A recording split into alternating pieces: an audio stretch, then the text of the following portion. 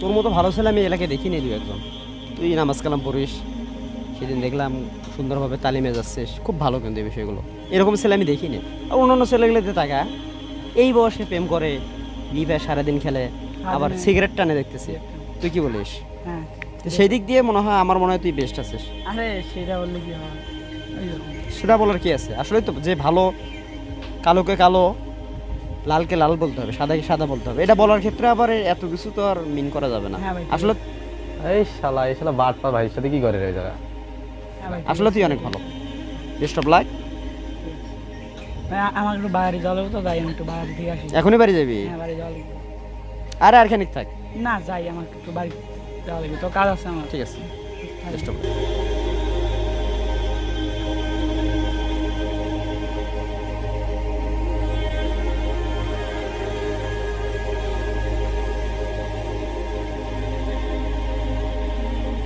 ওই শালা তো চলে গেল, যাই একটু পাম টাম মারি।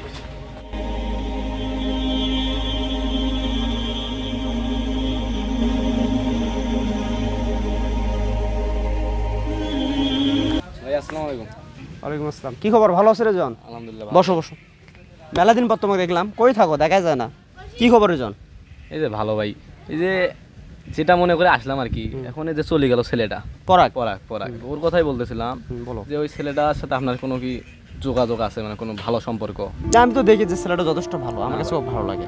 ও ভালো না আসলে, হয়েছে কি আমি নেই তো খোঁজ খবর, এলাকায় থাকি, আপনি তো ব্যস্ত থাকেন। জি, আমি এলাকায় থাকি না। হ্যাঁ, ওই তো একটা ফাউল ছেলে, বেয়াদব ছেলে, রাস্তাঘাটে কি কি করে বেড়ায় শুনি মাঝে মাঝে, যে এর ওর ক্ষতি খারাপ করে, খুব খারাপ।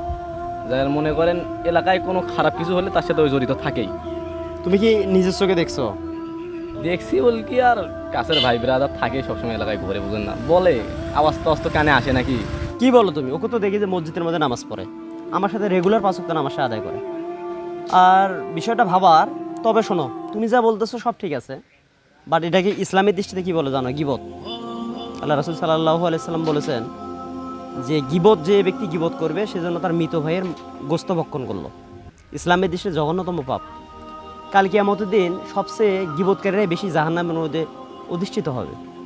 সো যে ব্যক্তিটা 5 ওয়াক্ত নামাজ পড়লো, সে যদি কারো গিবত করে থাকে তাহলে সেটা নামাজের ভ্যালু বা টাইম রইল না আর। এই জন্য আমাদের পাপের মূল কাজ হচ্ছে মিথ্যা বলা, তার দ্বিতীয় কাজ হচ্ছে গিবত করা।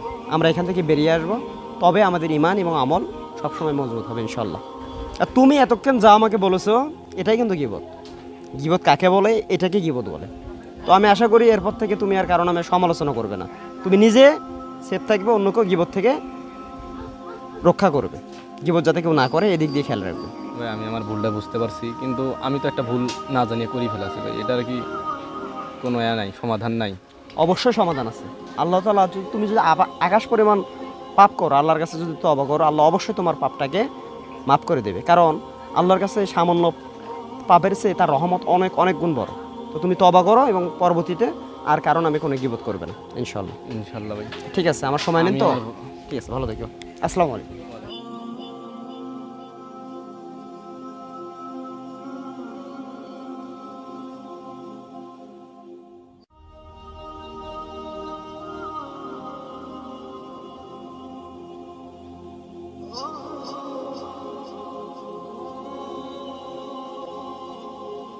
গীবত একটি জঘন্যতম পাপ, তাই আমরা কারো গীবত না করি এবং মানুষকে সচেতন করি।